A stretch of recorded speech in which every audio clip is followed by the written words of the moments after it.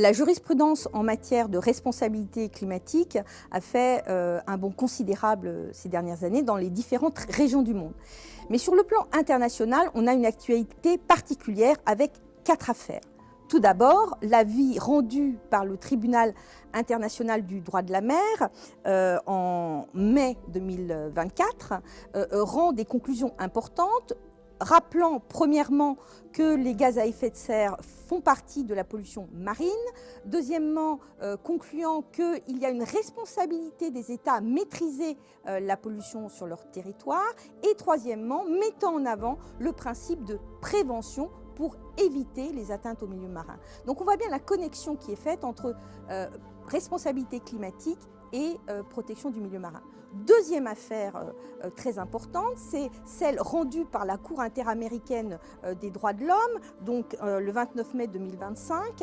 Et cet avis est absolument remarquable dans le sens où il met en avant 3 niveaux de justice climatique. La justice entre les individus en soutenant qu'il faut défendre les populations les plus vulnérables aux effets des changements climatiques, en s'intéressant, deuxième niveau de justice climatique, à la justice entre les États, avec des impacts disproportionnés en fonction des responsabilités, et donc le principe de responsabilité commune mais différenciée est mis en avant.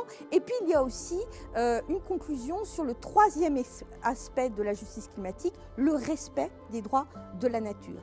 Et par ailleurs, et c'est tout à fait remarquable aussi, il est mis en avant la nécessité d'un État démocratique pour défendre les droits de l'homme et la responsabilité climatique, et l'importance de se baser sur les données scientifiques disponibles. Autre affaire récente et qui va donner encore une autre dimension à la jurisprudence en matière de responsabilité climatique, c'est l'affaire tant attendue de l'avis de la Cour internationale de justice du 23 juillet 2025, où là, il faut que la Cour internationale de justice se positionne sur une certaine vision du droit du climat. Est-ce que c'est un droit sectorisé ou est-ce que c'est un droit ancré dans le droit international général et qui va connecter avec toutes les dimensions de la protection de l'environnement.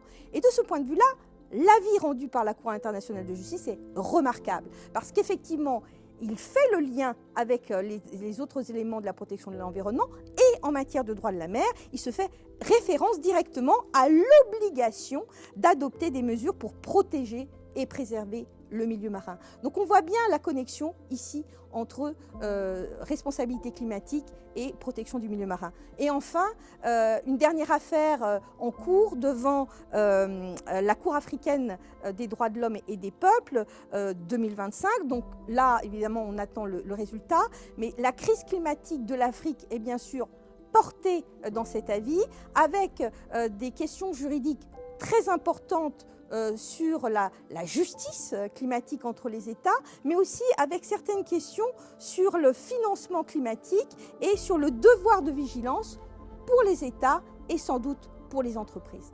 En conclusion, on voit bien que les juges jouent un rôle considérable, qu'on va sans doute vers un droit de la reconnexion, peut-être vers un principe de solidarité écologique sur le plan international, on peut l'espérer. En tout cas, je vous souhaite un excellent colloque. Merci.